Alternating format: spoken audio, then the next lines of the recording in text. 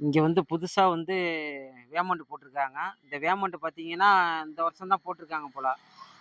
இதுல வந்து லாரி எல்லாம் நெறைய ரோட்டோரத்திலே நிக்குது. திருவாரூர் டூ நாகை.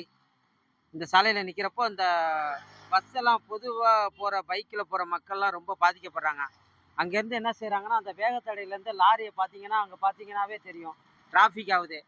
அந்த லாரிலேருந்து பார்த்தீங்கன்னா, வந்துட்டு ரிவர்ஸ் போறாங்க. அந்த ரிவர்ஸ் போறப்போ பார்த்தீங்கன்னா, பின்னாடி வேகமா வர்றவங்க வந்து அதுலேருந்து பாதிக்கப்படுறாங்க. அந்த டிரைவருங்களுக்கான பாதிப்பு அதிகமா இருக்குது. அதேபோல பைக்ல வர மக்களுக்கும் பாதிப்பு அதிகமா இருக்கு. ஏன்னா, அங்க வேகமா வர்றாங்க. அவங்க ரிவர்ஸ் வந்துடுறாங்க.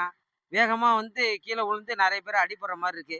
இதுக்கான சரியான முடிவு வந்து தமிழக அரசு தான் எடுக்கணும். இத வந்து என்ன சொல்றதுன்னே தெரியல. ரொம்ப பாதிப்பு அதிகமா இருக்கு.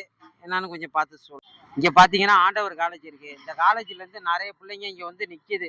காலையில வந்தீங்கன்னா, இந்த பஸ் இங்க நிறுத்தி தான் இந்த பிள்ளைங்கள இறக்கி விடும்.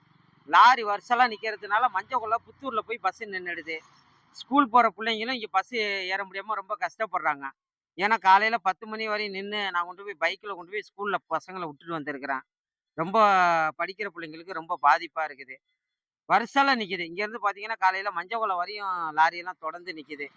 இதுக்கான சரியான முடிவு எடுக்கணும்னு கேட்டுக்கிறோம்.